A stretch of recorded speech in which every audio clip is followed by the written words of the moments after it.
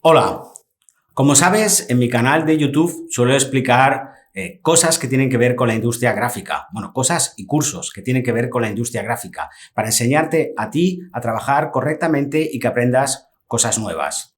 Normalmente suelo hablar de temas de gestión de color, estándares de FOGRA, cómo trabajar con perfiles ICC, sistemas de imposición 4.0, todo lo que tiene que ver con PDF o sistemas de automatización. Si no estás suscrito, te recomiendo que lo hagas para estar al día de los cursos que voy realizando. Pues bien, hoy voy a hacer un curso en donde quiero explicarte, para que aprendas, cómo trabajar correctamente o cómo realizar correctamente un PDF para enviarlo a imprenta, basándonos en el estándar ISO PDF-X. Y quiero explicarte también las ventajas que vas a tener de trabajar con este estándar.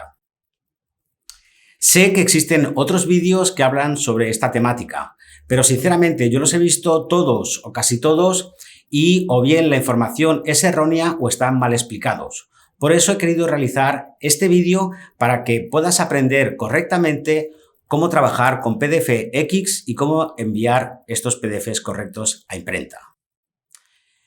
Luego, el curso lo voy a hacer con Adobe InDesign y Adobe Illustrator, que son los programas más utilizados, aunque lo mismo servirá para otro tipo de programas.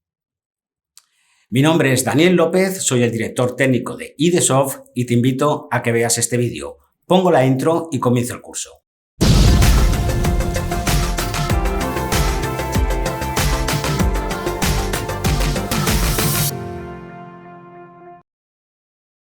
Bueno, como te he comentado, ahora te voy a explicar las diferentes variantes que existen del PDF-X. Cada variante hace una cosa diferente, o sea, hace que el PDF que generemos sea diferente.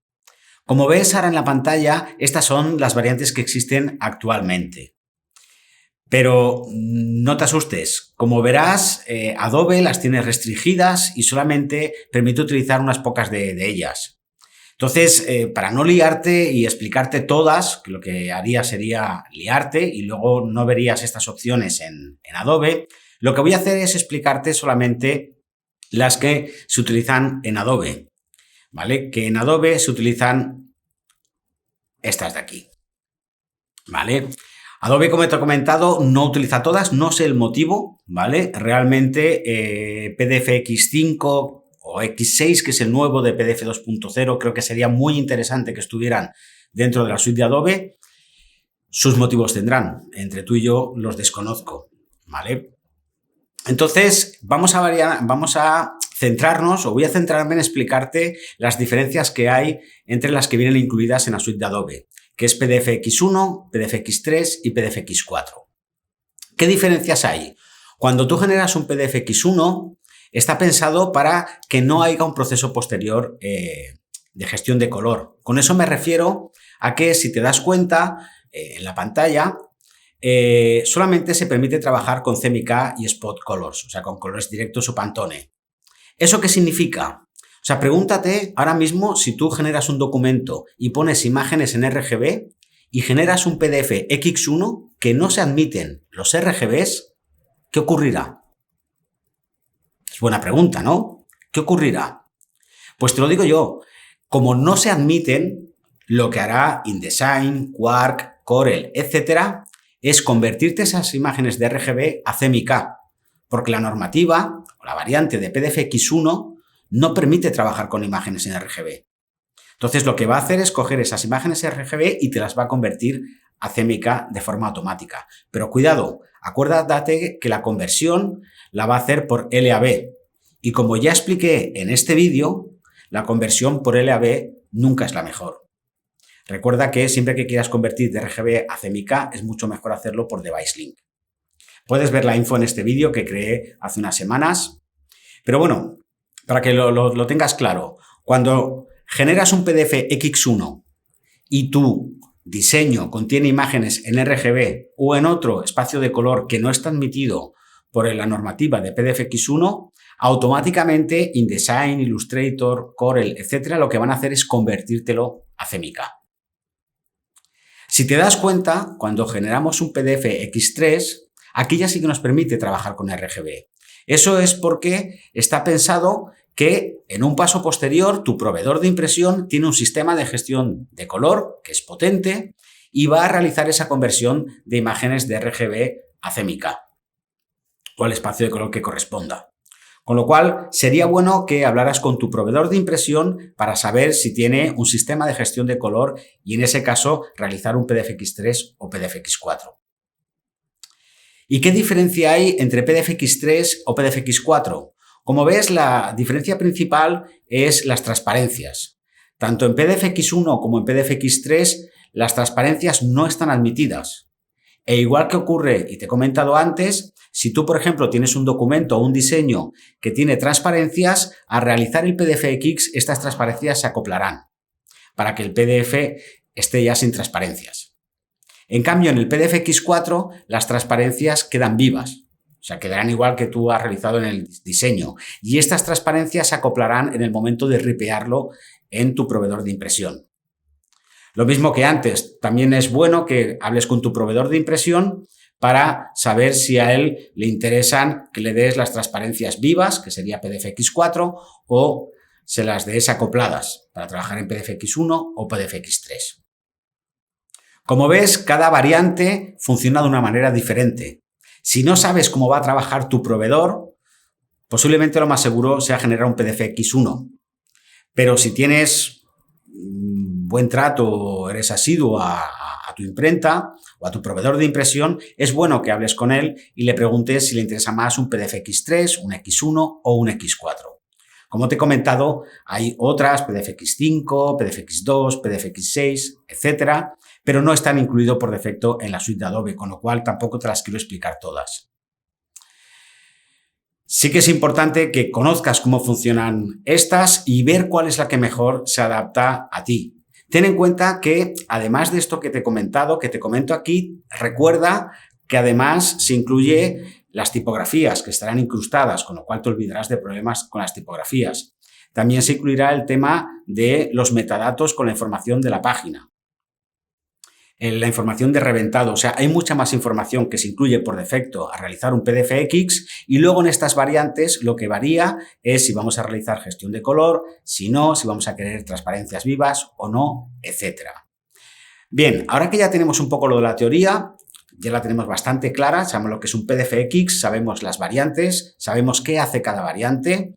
Lo que voy a hacer ahora es enseñarte aquí en vivo cómo con InDesign o Illustrator generar un PDFX, dónde están las opciones y cómo configurarlo.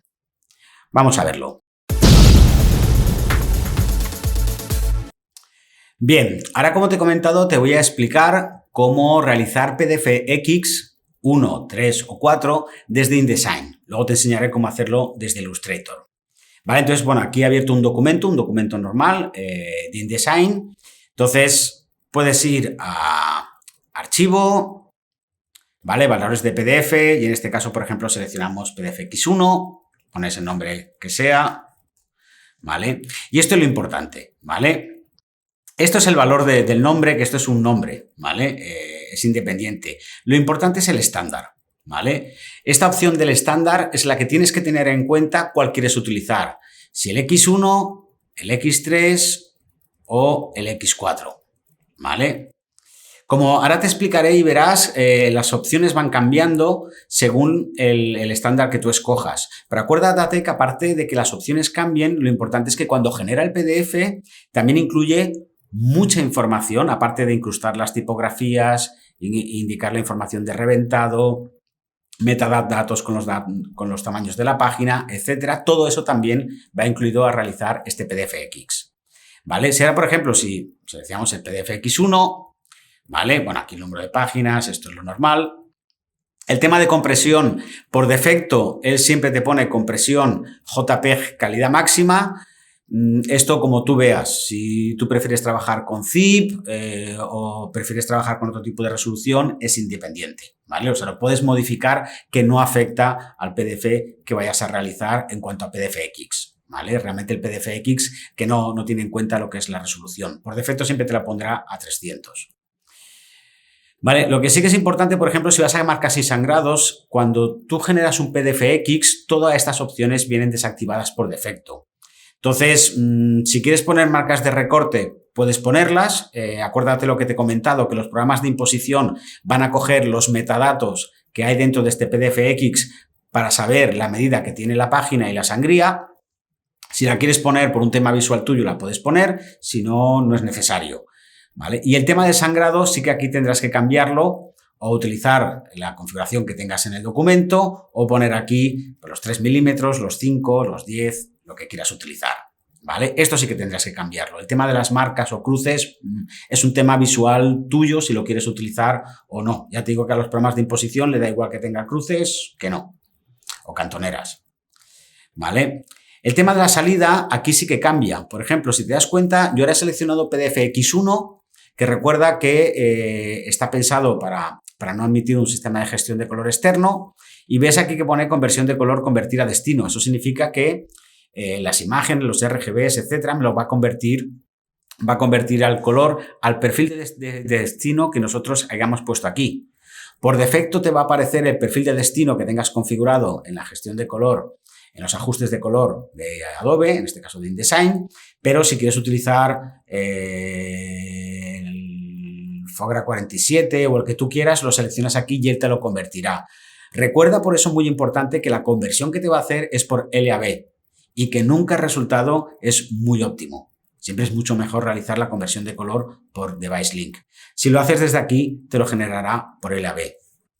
Si tienes dudas o alguna sobre LAB o Device Link, recuerda que no hace mucho hice un vídeo y puedes verlo, que lo vas a entender mucho mejor.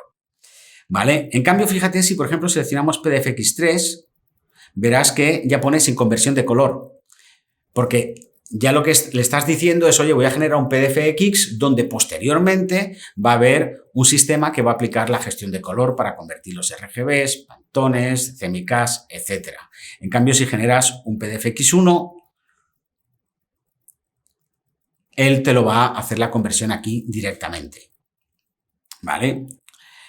Si vamos, por ejemplo, aquí a avanzado, verás aquí, por ejemplo, que pone acoplador de transparencia, ¿vale? Alta resolución. Acuérdate que PDFX1 y X3 no admite transparencias, con lo cual lo que va a hacer es acoplarlas a la hora de crear el PDF. Y lo que te dice aquí es que por defecto lo va a hacer en alta resolución, a 300 puntos, ¿vale?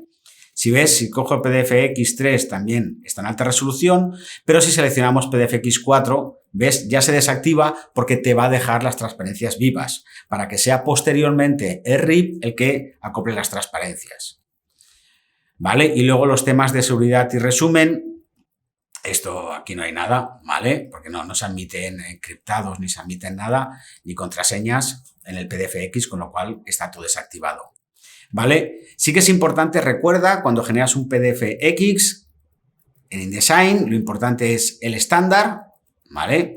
Para que aquí definas si quieres trabajar con PDFX1, PDFX3 o PDFX4 y que dependiendo de lo que selecciones se activan unas u otras opciones. Pero recuerda que además, aparte de estas opciones que se activan o desactivan, internamente el PDF cuando se genera incluye una serie de metadatos que solamente se incluyen cuando seleccionamos PDFX, ¿vale? Espero que tengas claro cómo generar PDFX ahora desde InDesign. Ahora te voy a explicar también el funcionamiento en Illustrator porque hay algunas diferencias y quiero que las aprendas.